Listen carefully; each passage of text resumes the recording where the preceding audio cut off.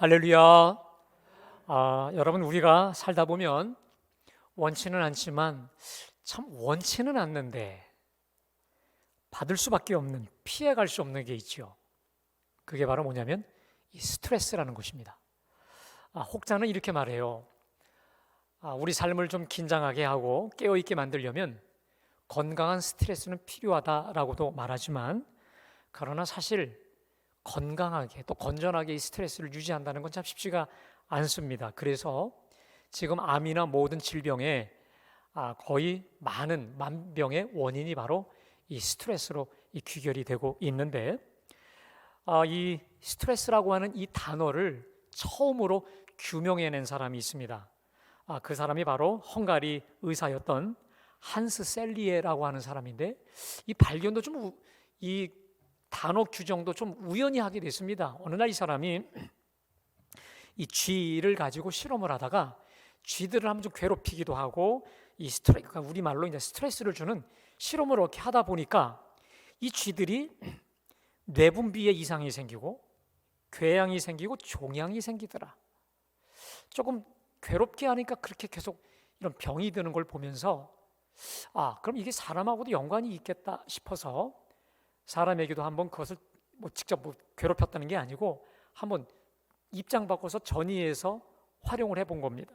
그리고 여러 환자들을 살핀 결과 그가 발견해낸 단어가 바로 이 단어인 것인데, 이 사람은 1938년부터 58년까지 20년 동안 그러니까 이것만 연구한 사람으로 노벨 평화상까지 받은 사람입니다. 자, 이런 겁니다. 스트레스라고 하는 과거의 괴로운 기억이 정신 또 마음을 병들게 해서 우리의 육체를 무너뜨릴 뿐만 아니라 우리의 관련된 모든 것은 삶을 무너뜨린다, 인생을 무너뜨린다라고 하는 이론으로 이걸 구체화시켜서 노벨상을 받게 된 것인데, 이 사람이 이제 그 하버드 대학에 초청을 받아서 은퇴 강연을 하게 되었다고 합니다. 그때 우리나라의 그 이시영 박사라고 하는 분이 그분을 만날 기회가 있어서 물었다는 거죠. 박사님, 그렇다면 스트레스를 근본적으로 이길 수 있는 비법이 무엇입니까? 라고 물었을 때 이분이 단 한마디로, 영어로 appreciation, 우리로 번역하면 감사라고 하는 것이죠. 조금도 주저함 없이 감사라고 표현을 했다는 것입니다. 그러니까요, 이 스트레스라고 하는 독성의 가장 큰 해독제는 그게 어떤 사건이든지, 그러니까 크든지 작든지 간에 감사로 해석하고 감사로 그 사건을 받아들일 때 우리가 어떤 스트레스를 받았던지 그것은 나를 해치는 독이 될 수 없다는 거예요. 감사로 받고 감사로 해석할 때. 제가 이 대목을 읽는 중에 퍼뜩 이런 생각이 들었어요. 올해 우리 갈보리 교우들이 매일 쓰고 있는 감사노트 잘 쓰고 계시죠? 잘 쓰시죠? 네. 제가 이게 우리 경건 훈련, 경건 촉진을 위해 정말 중요한 것이다라는 생각과 더불어 이런 생각했어요. 스트레스 예방과 해소에 이거보다 더 좋을 게 없겠다. 아멘. 네. 자, 오늘 우리가 봉독한 본문 속에는 정말 말할 수 없는 이 스트레스 속에서 오히려 말할 수 없는 감사와 또 찬양으로 충만했던 한 사람을 만나게 됩니다. 그 사람이 바로 다윗인데요. 여러분, 우리 다 같이요, 한번 1절부터 3절까지를 한번 심차게 다윗의 마음을 가지고 함께 봉독할까요? 우리 다 같이 봉독합니다. 내가 여호와를 항상 송축하며 내 입술로 항상 주를 찬양하리이다. 내 영혼이 여호와를 자랑하리니 곤고한 자들이 이를 듣고 기뻐하리로다. 나와 함께 여호와를 광대하시다 하며 함께 그의 이름을 높이세. 아멘. 자, 지금 다윗이 주체할 수 없는 감사, 주체할 수 없는 감격과 벅찬 감동을 가지고 우리 하나님을 찬양하고 있어요. 하나님을 송축하고 있어요. 하나님을 자랑하고 있습니다. 특별히 그 2절에 보면 2절 가운데에 찬양의 본질이 무엇인지를 말씀하고 있는데 2절에 보면 내 영혼이 여호와를 자랑하리니. 여러분, 하나님을 자랑하는 게 찬양인 줄로 믿습니다. 하나님을 자랑하고 있어요. 자, 그런데 우리가 하나님을 자랑할 때 어떤 일이 벌어지냐면 거기 곤고한 자들이 이를 듣고 기뻐하리로다. 여러분, 곤고하다는 말은 메마른 거예요. 내 심령이 메말라요. 무언가에 매여 있어요. 무언가에 억압돼 있어요. 내 심령이 지금 곤궁하고 빈약해요. 그런 사람들이 하나님을 찬양할 때 그 찬양하는 소리를 듣고 곤고함에서 해방되는 줄로 믿습니다. 그런데요, 곤고한 자들이 이를 듣고 기뻐한다. 어떤 사람이 먼저 가장 곤고함에서 해방될까요? 그것은 내가 하나님을 찬양할 때 찬양하는 그 사람의 심령이 먼저 곤고함에서 해방되는 줄로 믿습니다. 오늘 다윗은 너무도 이 마음이 벅찼어요. 너무도 감동에 차서 이걸 자기 혼자 주체할 수가 없어서 나 혼자 찬양하는 것으로 그칠 수 없었어요. 그래서 많은 사람들을 이 찬양으로 초대합니다. 자, 그게 바로 3절인데 나와 함께 여호와를 광대하시다 하며 함께 그의 이름을 높이세. 나와 함께. 내가 지금 혼자서 찬양하는 이것으로는 내 속에 있는 이 감동을, 이 감정을 주체할 수 없다. 나와 함께 하나님을 찬양하고 소리 외쳐 부르자는 거예요. 여러분, 여기서 우리는 또한 찬양의 본질, 찬양의 구체적 내용을 보게 됩니다. 거기 3절에 보니까 나와 함께 여호와를 광대하시다며. 따라합시다. 여호와를 광대하시다. 아멘. 여러분, 찬양이 뭐냐면 하나님이 광대하십니다. 하나님이 크고 위대하십니다라고 만방에 외치고 선포하고 고백하는 게 찬양인 줄로 믿습니다. 크신 하나님, 광대하신 하나님, 위대하신 하나님을 위대하시다라고 외치고 선포하는 게 찬양인 것인데 자기 혼자는 이 벅찬 감동을 주체할 수 없어 다른 사람들을 찬양으로 초대하고 있는 것이죠. 여러분, 그러면 도대체 다윗에게 어떤 일이 벌어졌길래 그가 이렇게 주체할 수 없는 감동에 젖어져 있는 것일까요? 자, 오늘 시편 34편을 보면 거기 1절 전에 이 오늘 본문의 배경을 설명합니다. 다윗이 아비멜렉 앞에서 미친 채 하다가 쫓겨나서 지은 시라고 되어 있습니다. 여러분, 이런 상황입니다.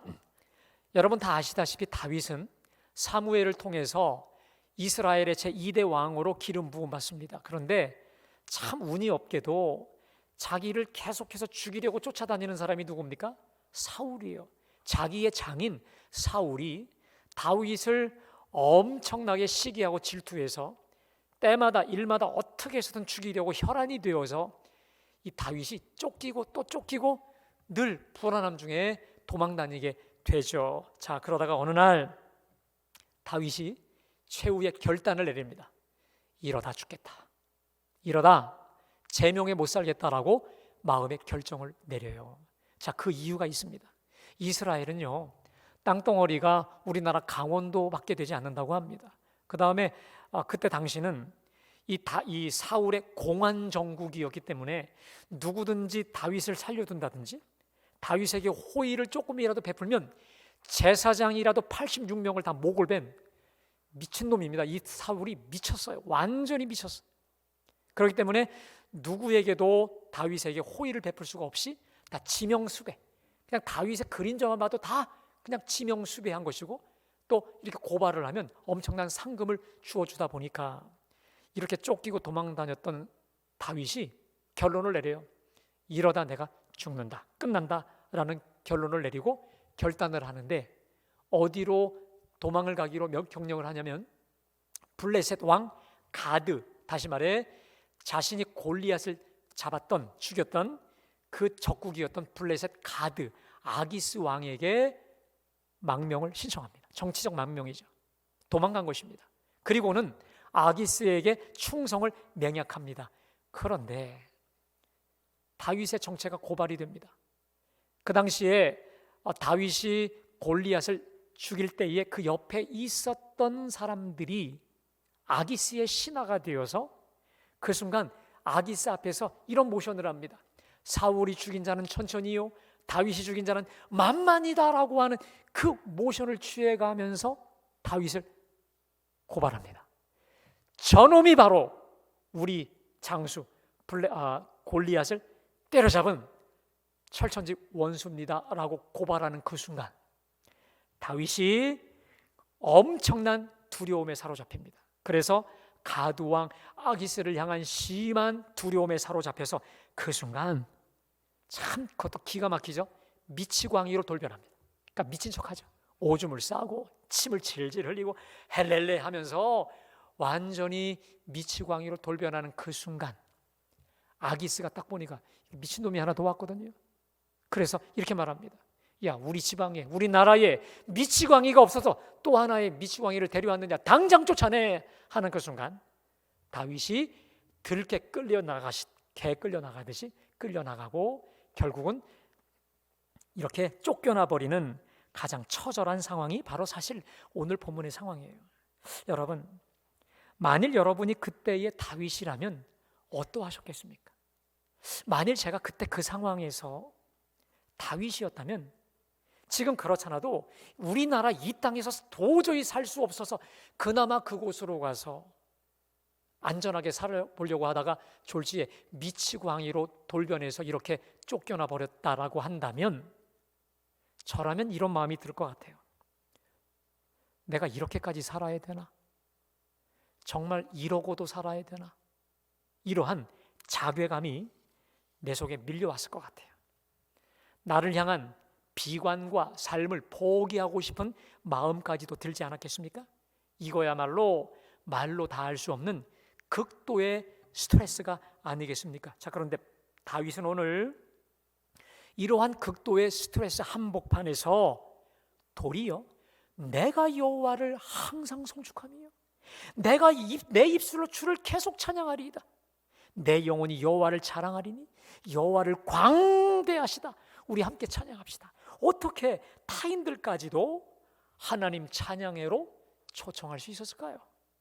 대체 이게 어찌 가능할까요? 다윗은 우리와 성정이 전혀 다른 어디 별천지에서 온 전혀 다른 사람일까요? 여러분, 그렇지 않습니다. 자, 그것은 한마디로 말씀드리면 다윗이 이 극한 스트레스 상황 속에서 여호와 하나님을 체험했기에 가능한 줄로 믿습니다. 좀 더 정확히 말하면 하나님의 선하심을 체험한 거예요. 말로 다 할 수 없는 하나님의 선하심을 체험하고 나서 이 벅찬 감격을 주체할 수 없는 거예요. 그리고 그 하나님 은혜의 눈으로, 하나님 이 체험의 눈으로 나의 이 사건을 보니까 그게 감사로 해석이 되더라, 이 말인 것이죠. 여러분, 우리네 신앙이 왜 뜨뜻미지근할까요? 왜 우리가 머리로 또 입술로는 주를 믿는다고 하면서도 직장에서 혹 학교에서 내가 크리스찬인 것을 떳떳하게 밝히지 못할 뿐만 아니라 결정적일 때는 세상과 하나님 사이에서 왜 우리가 하나님께로 결단을 내리지 못하고 오늘은 세상으로 내일은 하나님께로 왔다 갔다 하면서 우리가 흔들릴까요? 왜 우리 신앙이 확고부동하지 못할까요? 여러분, 그것은 우리네 신앙이 체험적이지 못해서 그런 것입니다. 다시 말해 오늘 8절에 너희는 여호와의 선하심을 맛보아 알지어다 말씀하신 대로 우리가 하나님의 선하심을 맛보아 알지 못하고 살기 때문에, 다시 말해 이 좋으신 하나님을 체험적으로 경험적으로 경험하지 못하고 살기 때문이 아닐까요? 사랑하는 여러분, 우리의 신앙이 견고해지게 되기를 주님의 이름으로 축원합니다. 누가 뭐라 해도, 누가 우리를 흔들어도 흔들리지 않는 분명하고 확신에 찬 신앙인들이 될 수 있기를 축복합니다. 그렇다면 구체적으로 어떻게 할 때 그게 가능할까? 그것은 여호와 하나님의 선하심을 맛보아 체험하는 체험적 신앙인이 될 때 가능한 줄로 믿습니다. 그리고 이 사실을 오늘 8절에서 이렇게 말씀하십니다. 우리 다 함께 8절 말씀 다 같이 한 목소리로 봉독합니다. 너희는 여호와의 선하심을 맛보아 알지어다. 그에게 피하는 자는 복이, 그렇습니다.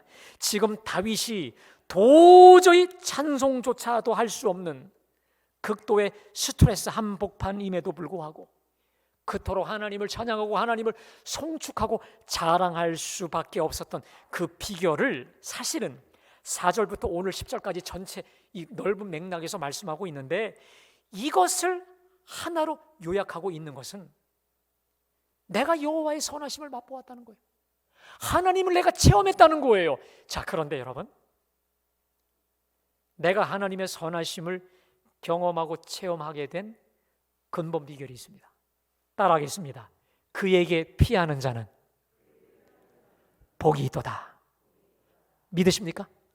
다시 말해, 내가 하나님께로 피하여 하나님의 선하심을 구체적으로 경험하고 맛보았기에 이렇게 내가 놀라운 간증을 바라고 있다라는 것이죠. 여러분, 이런 겁니다.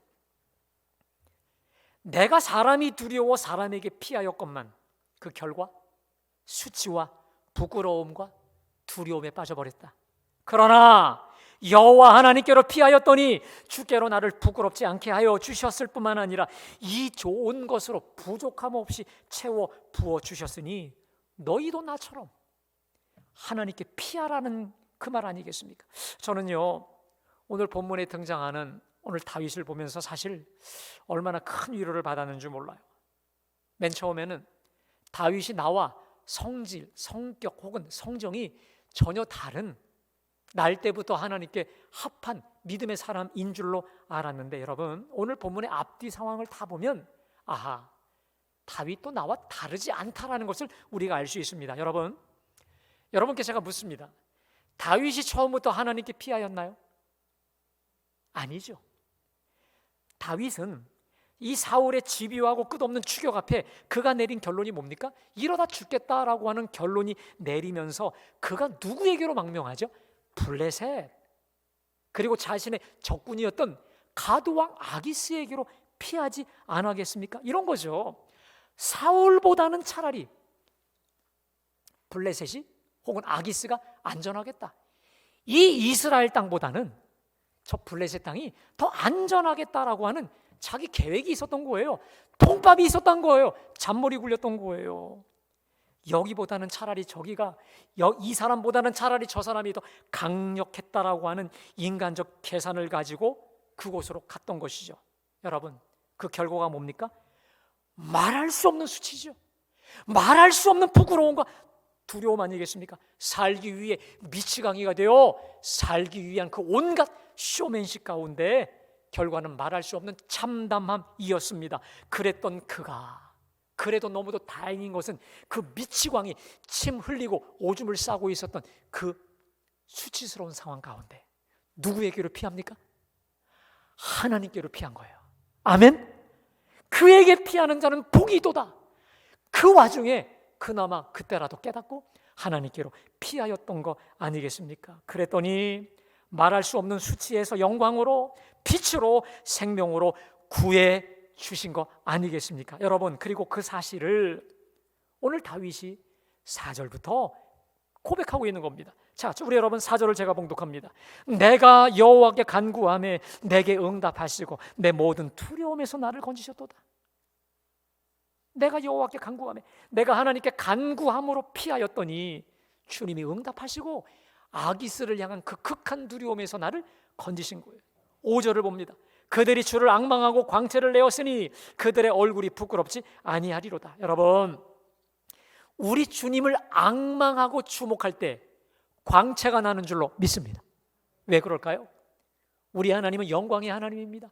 사람이 가까이 갈 수 없는, 그보다 더 밝을 수 없는 빛 가운데 거하시기 때문에 하나님을 앙망하고 바라보며 그분에게 주목할 때 하나님께서 우리 얼굴에 빛을 주시고 광채가 나게 하시는 줄로 믿습니다. 더 놀라운 것은 그들의 얼굴은 부끄럽지 아니하리로다.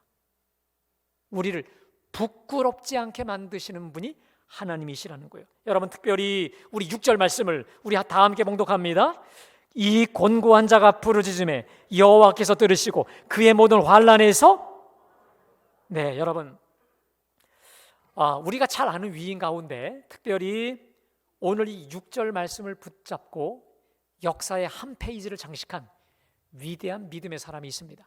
그 사람은 누구냐면 여러분들이 너무도 잘 알고 있는 미국의 제16대 대통령 아브라함 링컨입니다. 여러분, 그 링컨 박물관이라고 하는 곳이 있는데 이게 미국 일리노이 스프링필드에 가면 링컨 박물관이 있다라고 합니다. 띄워주실까요? 네, 저게 링컨 박물관인데 저 박물관 안에 가면 링컨이 평소에 읽었던 성경이 펼쳐져 있는데 그 성경이 어디냐면 시편 34편이에요.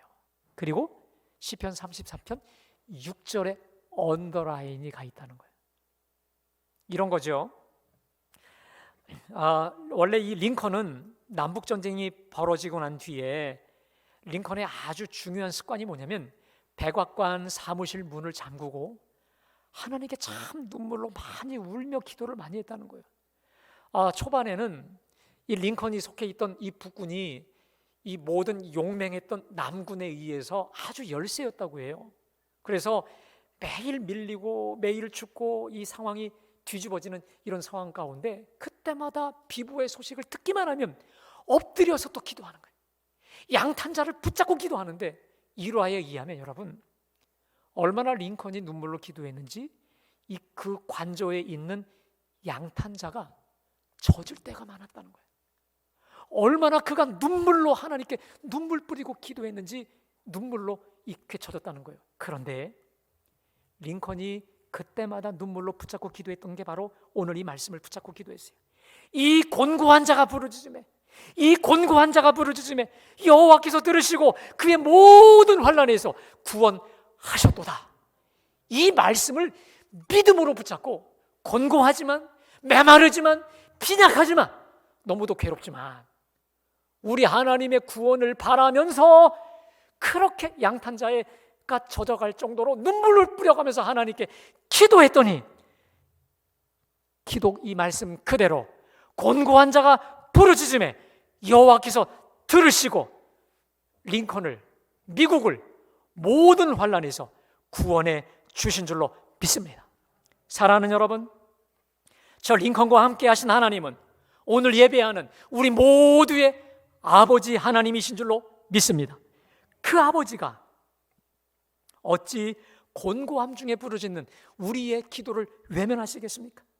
주님을 피난처로 삼아 주께로 피하는 저와 여러분들을 어찌 구원해 주시지 않겠습니까? 오늘 다윗이 경험한 그것보다 또 링컨이 경험한 그것보다 더 놀랍고 강력한 구원의 은혜 우리 모두에게 베풀어 주시는 줄로 믿습니다. 사랑하는 여러분, 오늘 예배에 오신 여러분들 중에 내가 심적으로 또 영혼적으로 자주 눌리고 곤고하고 환경과 상황적으로 우리가 빈궁할지라도 오늘 6절에 이 곤고한 자가 부르짖음에 여호와께서 들으시고 그의 모든 환난에서 구원하셨도다라고 하는 이 약속의 말씀을 붙잡고 주님께 피함으로 날마다 구원의 은총, 하늘의 신령한 복으로 채워 부원받는 우리 모두가 되시기를 주님의 이름으로 축원합니다. 자, 그래서 여러분 이 말씀도 여러분들이 꼭 붙잡고 암송하시면 좋겠습니다. 우리 10절 말씀을 다 같이 봉독합니다. 젊은 사자는 궁핍하여 추릴지라도 여호와를 찾는 자는 모든 좋은 것에 부족함이 없으리로다. 할렐루야. 여러분, 젊은 사자가 굶주릴 수가 있나요? 젊은 사자, 이 용맹하고 매서운 사자가 굶주릴 수 있나요? 그러나 혹 젊은 사자는 궁핍하여 추릴지라도 여호와를 찾는 자는, 주님께 피하여 주님을 찾는 자는 모든 좋은 것에 부족함이 없게 하여 주시는 줄로 믿습니다. 여러분, 그래서 결국 오늘 다윗이 말하고 싶은 결론이 있습니다. 우리 8절 말씀 다 같이 봉독합니다. 너희는 여호와의 선하심을 맛보아 알지어다. 그에게 피하는 자는, 여러분 여기서 우리는 기독교 신앙의 본질, 정수를 발견합니다. 신앙은 단순한 지식과 정보 수준이 아니라는 거예요. 신앙은 삶을 통해 체득한 구체적 경험이라는 거예요. 여러분, 특별히 여기서 맛보다라고 하는 이 히브리 단어가 재밌는데, 이 단어가 히브리어의 타암이라고 하는데, 이 말은 음식의 간을 본다, 음식의 맛을 본다, 이때 쓰는 단어가 바로 이 히브리어 타암이라고 하는 거예요. 다시 말해 직접적인 경험을 통해 증명되고 확인이 되고 결판이 나는 게 바로 우리 신앙이다라고 하는 거예요. 여러분, 제가 만일 지금 여기 사과를 하나 들고 있다고 해보십시오. 근데 이 사과를 아는 방법이 많이 있죠. 들어서 아는 방법, 배워서 아는 방법, 학위를 통해서 여러 문헌을 통해 연구하는 방법이 있습니다. 근데 여러분, 가장 확실히 아는 방법이 뭡니까? 그냥 한 입 쭉 배워버리면 그 다음에 끝나는 거 아니겠습니까? 마찬가지로 우리가 하나님을 제대로 아는 방법, 우리 신앙의 진정한 진수는 여호와 하나님을 맛보아 아는 것인 줄로 믿습니다. 체험적으로 경험으로 아는 그 삶만이 우리를 강력하고 든든하게 흔들리지 않게 만들어 주시는데, 그렇다면 너희는 여호와의 선하심을 맛보아 알지어다 하시면서 그 여호와 하나님을 맛보아 아는 방법, 선하심을 맛보아 아는 방법은 분명하게 말씀하시고 있죠. 그것을 다시 한번요. 그에게 피하는 자는 복이 있도다. 할렐루야. 다시 말해 기도로, 간구로, 주를 앙망함으로, 주님께 부르짖음으로, 여호와 하나님을 두려워함으로 피하는 자는 여호와 하나님을 구체적으로 맛보게 하여 주신다라는 거예요. 말씀을 준비하다가 제 지나온 길을 좀 되돌아보게 되었습니다. 저는 사실 군대 가기 전까지만 해도요, 기도가 생명이다, 기도해야 산다, 이런 믿음이 없이 그냥 얼떨결에 그냥 군대를 갔거든요. 준비 없이 간 군대 생활이다 보니까 군종 생활도 하고 또 부대와 교회를 그 두 사이에서 왔다 갔다 하면서 참 쉽지 않은 군 생활을 했던 것 같아요. 그러다 보니까 제 힘과 제 능력으로는 감당할 수 없는 시련을 참 많이 봉착하게 되었습니다. 자, 그때 여러분, 기도해야 살아, 기도가 생명이야, 이런 믿음은 사실 없었었는데 정말 죽을 것 같으니까 그러면 여러분 기도하게 되더라고요.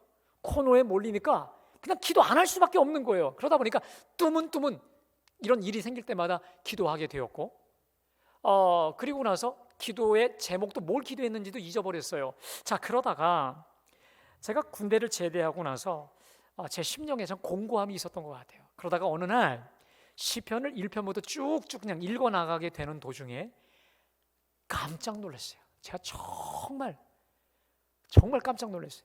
저의 상황을 하나님께서 거울로 보듯이 그냥 여실히 보여주신 구절이 있었습니다. 그게 바로 시편 31편 19절에서 20절입니다. 좀 띄워주실까요? 우리 다 같이 봉독합니다. 시작! 쌓아두신 은혜, 고 주께 피하는 자를 위하여 인생 앞에 베푸신 은혜가 어찌 그리 큰지요. 주께서 그들을 주의 은밀한 곳에 숨기사 사람의 꾀에서 벗어나게 하시고 비밀이 장막에 감추사 말다툼에서 면하게 하시리라. 거기 19절에 주를 두려워하는 자를 위하여 쌓아두신 은혜, 곧 주께 피하는 자를 위하여 인생 앞에 베푸신 은혜가 어찌 그리 큰지요.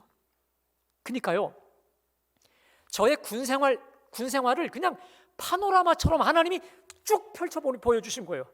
나는 그저 다급하게 뜨문뜨문 기도했던 건데, 확신의 믿음도 없이 뭘 기도했는지도 잘 모르니까 그냥 급하니까 주님께 피해서 기도했던 건데, 여러분, 주께 피하는 자를 위해 주신 은혜, 다시 말해 나를 주의 은밀한 장막에 숨기사 사람의 꾀에서 벗어나게 하시고 나를 은밀하게 구원하시고 은밀하게 붙잡아 주신 그 하나님의 은혜다라고 하는 이 구절을 보는 순간 제가 얼마나 놀랐는지, 그리고 신기하게 지나고 나면 또 기도하고 나면 어느 순간 하나하나 일이 해결된 그 상황 보면서 깜짝 놀랐던 경험이 있었습니다. 오늘 이 자리에 나오신 사랑하는 여러분, 오늘 이 자리에 어떠한 스트레스, 말로 다 할 수 없는 곤궁의 문제를 가지고 이 자리에 오셨나요? 또 하나 묻습니다. 그동안 여러분들은 그 스트레스를 어찌 해결하셨습니까? 오늘 본문의 다윗처럼 하나님이셨습니까? 아니면 오늘 본문 바로 직전의 다윗처럼 사람 혹은 다른 것이었습니까? 여러분, 사람에게 혹 술이나 세상 여타의 것들이 제가 볼 땐 전혀 도움이 안 된다고 생각지는 않아요. 아주 도움이 안 된다고 생각지는 않습니다. 그러나 곤고한 내 심령, 내 메마른 내 심령을 마치 물된 동산처럼 시원하게 할 수 있나요? 아니면 영원히 흡족하게 만들어 주던가요? 아니잖아요. 그거 아니잖아요. 오히려 더 나를 갈증나게, 애타게 만들진 않습니까? 그렇다면 오늘 예배하는 이 순간 돌아설 수 있기를 간절히 축원합니다. 마음이 상한 자를, 마음이 곤궁한 자를 외면치 아니하시는 우리 주님께로 돌아서서 주님께 피할 수 있기를 간절히 축원합니다. 그리하여 우리 하나님의 선하심을, 우리 하나님의 한량 없으신 은혜와 살아계심을, 전능하심을 날마다 경험하고 맛보는 우리 모두가 되시기를 주님의 이름으로 축원합니다. 그리고 그 사실을 오늘 다윗은 시편 39편 19절 20절에서 이렇게 약속하셨습니다. 우리 마지막으로 이 두 구절 말씀을 봉독합니다. 시작. 의인은 고난이 많으나 여호와께서 그의 모든 고난에서 건지시는도다. 그의 모든 뼈를 보호하심이요 그 중에서 하나도 꺾이지. 그렇습니다. 우리가 비록 고난이 많지만 주께 피할 때, 주께 달려갈 때 주님이 우리를 고난에서 건지시고 우리의 모든 뼈를 뭐 하나도 상하지 않도록 지키시고 도우시고 축복하실 줄로 믿습니다. 이 은혜가, 이 축복이, 이 간증이 우리 모두의 것이 되시기를 주님의 이름으로 축원합니다. 자, 우리 이 시간의 찬송가 419장 주 날개 및 내가 편안히 쉬네, 우리 하나님께 믿음으로 찬양하겠습니다.